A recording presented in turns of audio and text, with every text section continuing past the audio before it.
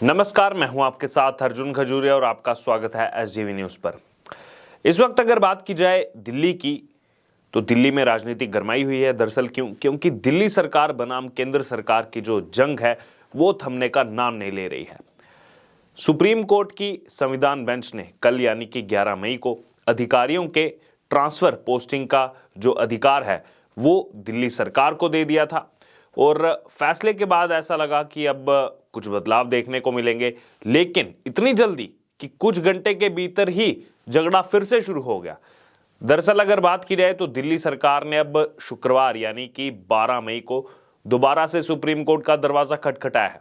केजरीवाल सरकार ने आरोप लगाया है कि केंद्र अधिकारियों का ट्रांसफर नहीं होने दे रहे हैं। केंद्र सरकार जो है वो सचिव का ट्रांसफर नहीं करने दे रहा है, ये बड़ा आरोप लगाया है अरविंद केजरीवाल सरकार ने। अब आखिरकार किस बात को लेकर के झगड़ा हुआ है उसके बारे में अगर हम आपको विस्तार पूर्वक पूरी खबर बताएं तो एक रिपोर्ट जो सामने आ रही है, एक रिपोर्ट के मुताबिक सुप्रीम कोर्ट के आदेश के बाद अरविंद केजरीवाल की सरकार के मंत्री सौरभ भारद्वाज ने अपने विभाग के सचिव को बदल दिया, तुरंत बदल दिया, बिल्कुल समय भी नहीं लिया। दिल्ली सरकार का सेवा विभाग सौरभ भारद्वाज के पास है। उन्होंने अपने इसी विभाग के सचिव आशीष मोरे को पद से हटाया उसी समय फैसला आने के तुरंत बाद, और उनकी जगह पर अनिल कुमार सिंह को सेवा विभाग का नया सचिव बनाया गया। अनिल कुमार सिंह 1995 बैच के आईएएस अधिकारी हैं और वो दिल्ली के जल बोर्ड के सीईओ भी रह चुके हैं। देखिए यहां पर एक नोट करने वाली बात यह है कि तुरंत बाद जो है हटा दिया गया। दिल्ली सरकार द्वारा किए गए इस पहले ही ट्रांसफर के बाद टकराव की स्थिति शुरू हो गई। आशीष मोरे के ट्रांसफर को एलजी विनय कुमार सक्सेना के दफ्तर की तरफ से अवैध बताया गया, इलीगल बताया गया।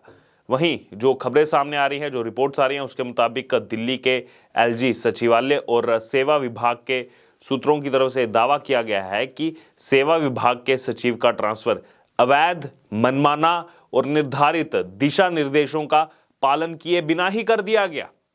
वहीं इन सूत्रों के मुताबिक एक अधिकारी का तबादला कार्यकाल पूरा होने से पहले केवल सिविल सेवा बोर्ड द्वारा ही किया जा सकता है, ये कहा गया, जिसके चीफ दिल्ली सरकार के मुख्य सचिव यानी कि चीफ सेक्रेटरी होते हैं।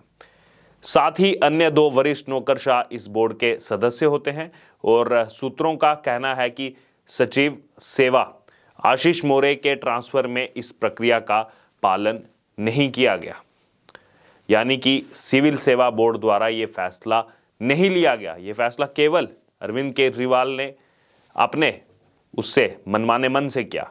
दावा यह भी किया गया कि फैसले की आधिकारिक कॉपी आने से पहले मंत्री सौरभ भारद्वाज का आदेश आ गया, यानी कि पहले ही इतनी जल्दी हो गई उनको। दिल्ली सरकार ने कोर्ट से तत्काल जो है सुनवाई की मांग की और सीजेआई जो है chief justice of India DY Chandrachud वो इस पर विचार करेंगे। कल सुप्रीम कोर्ट ने अपने फैसले में कहा था कि पुलिस, लॉ, ऑर्डर और जमीन के अलावा बाकी डिपार्टमेंट से जुड़े अधिकारियों के ट्रांसफर पोस्टिंग पर दिल्ली सरकार का अधिकार होगा, ये बताया गया था। वहीं दूसरी तरफ अगर बात करें तो सुप्रीम कोर्ट के कल के फैसले के तत्काल बाद दिल्ली सरकार ने सर्विसेज विभाग के सचिव आशीष मोरे का ट्रांसफर कर दिया। बाकियों को कहते रहते हैं ना, तानाशाह तानाशाह तानाशाह, सब अपनी मर्जी से कर रहे हैं, डिक्टेटरशिप चल रही है, कुछ भी कर दे रहे हैं, ये बेच दिया वो बेच दिया। दिल्ली सरकार ने क्या किया? आदेश अभी पूरी तरीके से आया भी नहीं और आकर सबसे पहले जो है उठा करके ट्रांसफर कर दिया। ये बाकियों को आदेश देते रहते हैं अरविंद केजरीवाल। हम तो कट्टर ईमानदार हैं, एक कौन सी ईमानदारी का डर है जो एकदम से आनन फानन में करना पड़ा। वहीं सुप्रीम कोर्ट से अरविंद केजरीवाल को मिले अधिकार पर अब भी जो है ग्रहण लग सकता है। जी हाँ, ये भी रिपोर्ट सामने आ रही है, क्योंकि केंद्र के पास अभी भी कई विकल्प बाकी हैं। सुप्रीम कोर्ट संविधान पीठ का गुरुवार को फैसला आने के बाद से ही केंद्र सरकार जो है वो नए विकल्पों की तलाश में जुट गई है। कानून के जानकारों की माने तो केंद्र सरकार सुप्रीम कोर्ट के फैसले के खिलाफ रिव्यू पिटीशन जो है वो दाखिल कर सकती है। इसके साथ ही केंद्र सरकार सुप्रीम कोर्ट में ये जो मामला चल रहा है, ये मामला बड़ी बेंच में भेजने की अपील भी कर सकती है केंद्र सरकार। वहीं अगर पुनर्विचार याचिका पर भी केंद्र सरकार के पक्ष में फैसला नहीं आता है तो केंद्र सरकार क्यूरेटिव याचिका दाखिल कर सकती है। क्यूरेटिव याचिका में भी अगर केंद्र सरकार के पक्ष में फैसला नहीं आता है तो फिर उसके बाद क्या स्थिति होगी? उसके बाद जो है केंद्र सरकार संसद में कानून लाकर इस फैसले को बदल सकता है। हालांकि अगर बात की जाए तो ये केवल केंद्र सरकार के पास ही नहीं, दिल्ली सरकार के पास भी कानूनन तौर पर देखा जाए तो सुप्रीम कोर्ट में दोबारा से फैसले को चुनौती देने का अधिकार रहेगा। वो अधिकार गया नहीं है कहीं पर। दरअसल सुप्रीम कोर्ट की 5 जजों की संविधान पीठ ने गुरुवार को एक अहम फैसला सुनाते हुए दिल्ली में सर्विसेज पर केजरीवाल सरकार को यह हक दिया था कि अब केजरीवाल सरकार जो है वो सर्विसेज पर उनका हक है और दिल्ली में 3 विभागों पुलिस, पब्लिक ऑर्डर और जो ज़मीन जायदाद के मसले होते हैं भूमि को छोड़कर अन्य अफसरों के जो ये ट्रांसफ़र और पोस्टिंग का अधिकार है ये दिल्ली की आम आदमी पार्टी सरकार को दे दिया कि दिल्ली की आम आदमी पार्टी सरकार अरविंद केजरीवाल सरकार के पास रहेगा। और अभी तक ये जो अधिकार हैं ये एलजी के पास होते थे, उपराज्यपाल के पास होते थे। वहीं कानून के जानकार और सुप्रीम कोर्ट के वकील रविशंकर कुमार उन्होंने एक मीडिया चैनल से जो है बात की और कहा कि दिल्ली में प्रशासनिक नियंत्रण किसके हाथ में हो इसको लेकर फरवरी 2019 में सुप्रीम कोर्ट के 2 जजों की पीठ का मत अलग अलग आया था। दोनों का मत अलग था और इस तरह के मामले में फैसले के लिए 3 जजों की बेंच गठित करने का अधिकार चीफ जस्टिस के पास रहता है। उसके बाद यही देखने को मिला। तो इसी बीच केंद्र सरकार ने सुप्रीम कोर्ट में दलील दी कि इस मामले को और बड़ी बेंच में भेज दिया जाए। इसके बाद पिछले साल ही मई में यानी कि 2022 में मई में जस्टिस चंद्रचूड़ की अगुवाई वाली 5 जजों की संवैधानिक बेंच को ये मामला रेफर किया गया था। वहीं ये मामला रेफर होने के बाद सुप्रीम कोर्ट के अब के जजमेंट के बाद जिस भी पक्ष को संतुष्टि नहीं है वह उसी बेंच के सामने जो है इसको लेकर रिव्यू पिटीशन दाखिल कर सकता है, जो माना जा रहा है कि केंद्र सरकार इसमें रिव्यू पिटीशन दाखिल कर सकती है।